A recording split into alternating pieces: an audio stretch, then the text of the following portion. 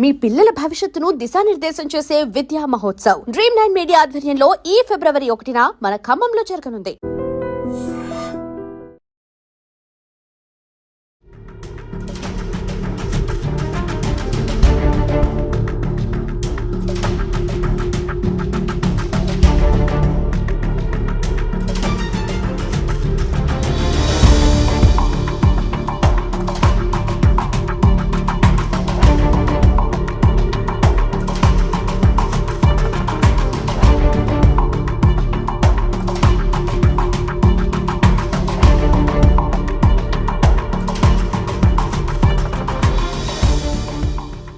సంక్రాంతి పూట వాళ్ళ ఊర్లకి చాలా సంతోషంగా వాళ్ళ అమ్మా నాన్నల దగ్గరికి వెళ్ళినటువంటి వాళ్లకు ఒక రకంగా సంక్రాంతి పండగ తర్వాత వినేటటువంటి వార్తలు నిజంగానే ఒక భయాందోళనకు గురి చేస్తూ ఉన్నాయి. మళ్ళా ఈ సంవత్సరం కూడా అట్లాంటి వార్తని వినాల్సి వచ్చింది. మళ్ళీ ఈ దొంగల బీభత్సం ఎక్కడ అంటే ఈ మేడిపల్లి చెంగిచెర్ల దగ్గర దగ్గర 12-13 ఇళ్లలో దోపిడీ దొంగలు దొంగతనానికి పాల్పడ్డటువంటి సిట్యుయేషన్.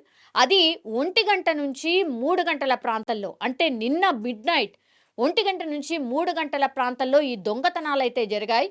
మనకు సీసీ ఫుటేజ్లో క్లియర్గా కనిపిస్తూ ఉన్నారు. ముగ్గురు మాత్రమే మనకు కనిపిస్తూ ఉన్నారు.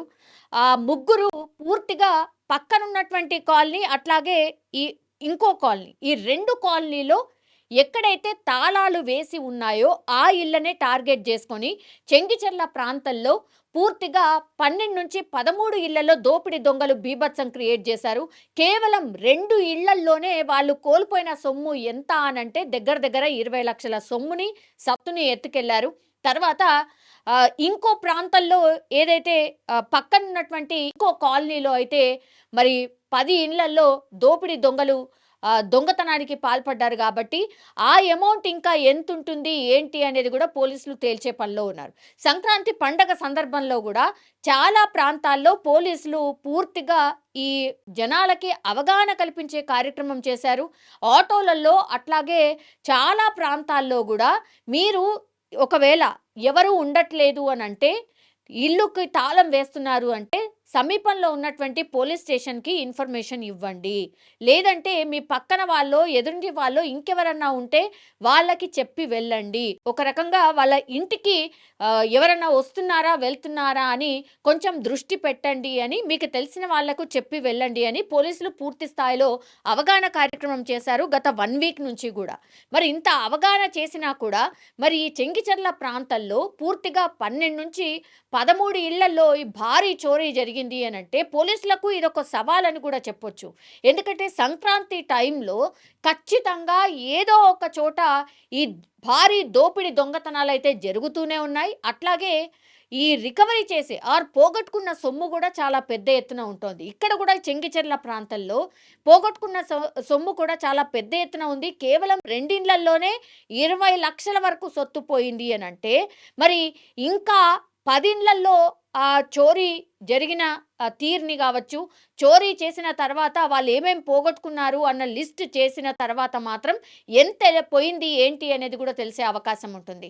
దగ్గర 1 కోటి పైనే ఈ 12-13 ఇళ్లలో చోరీ జరిగి ఉంటుందని పోలీసులు అయితే ఎక్స్పెక్ట్ చేస్తూ ఉన్నారు. అండ్ వీళ్ళు ఎవరైతే తాళాలు వేసి వెళ్ళారో అసలు పోలీసులకు ఇన్ఫర్మేషన్ ఇచ్చారా లేదా అనేది ఒకటి. తర్వాత మీ కాలనీలో ఎవరైనా అన్నోన్ పర్సన్స్ ఎవరైనా తిరుగుతున్నారా, గత నెల అనుకోండి 15 రోజుల నుంచి ఎవరైనా అన్నోన్ ఫేసెస్ ఎవరైనా తిరుగుతూ ఉన్నారా అనేది కూడా అబ్జర్వ్ చేసుకోండి అని పోలీసులు చెప్పినటువంటి సిట్యుయేషన్. అయినా సరే ఇప్పుడు ఏకంగా 13 ఇళ్లలో చోరీ జరిగిందంటే ఎంత పెద్ద ఎత్తున వాళ్ళు రెక్కి నిర్వహించి ఉంటారు అనేది క్లియర్ కట్గా మనకు అర్థమవుతోంది. పోలీసులు అయితే ఇప్పుడు 2 కాలనీలో పక్కన ఉన్నటువంటి చెంగిచెర్లలో ఉన్న 2 కాలనీల్లో పూర్తి స్థాయిలో క్లూస్ అయితే సేకరిస్తూ ఉన్నారు.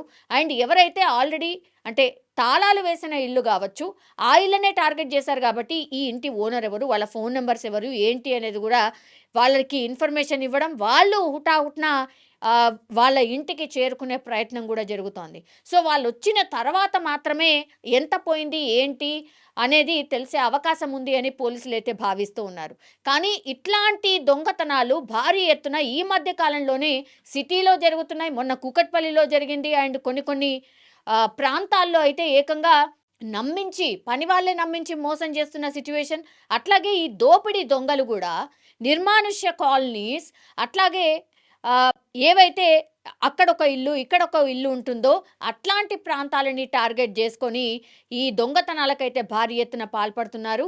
ఈ మధ్య కాలంలో దొంగతనాల కేసెస్ మాత్రం హైదరాబాద్లో పెద్ద ఎత్తున నమోదవుతున్నాయి. ఇది కొంతమేర ఆందోళన కలిగిస్తున్నటువంటి అంశం అనే చెప్పొచ్చు. ఇప్పుడు చెంగిచెర్లలో ఎవరు చేసి ఉంటారు, గతంలో కూడా వీళ్ళు ఎక్కడైనా దొంగతనాలకు పాల్పడ్డారా, ఇవన్నిటినీ కూడా పోలీసులు అయితే విచారణ సందర్భంగా పూర్తి స్థాయిలో ఇన్ఫర్మేషన్ తీసుకుంటున్నారు.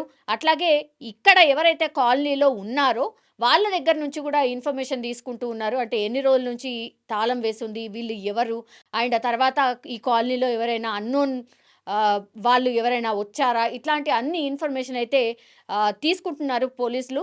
అండ్ క్లూస్ ఏవైతే ఇప్పుడు సీసీ ఫుటేజ్ క్లియర్గా మనకు ఎక్కడైతే కనిపిస్తున్నాయో ఆ సీసీ ఫుటేజ్లో ఎంత దర్జాగా వాళ్ళు గేటు దూకి గోడలు దూకి ఎట్లా పోతున్నారో మనం క్లియర్ కట్గా కూడా చూడొచ్చు. అంటే ఏ మాత్రం కూడా భయం లేకుండా ఖచ్చితంగా ఎవరు మనల్ని పట్టుకోలేరు అన్న ధీమాతోని ఎంత దర్జాగా ఈ దొంగతనానికి పాల్పడ్డారో ఈ దొంగలు అనేది స్పష్టంగా మనకు సీసీ కెమెరాలో మాత్రం చూస్తే ఖచ్చితంగా అర్థమవుతోంది.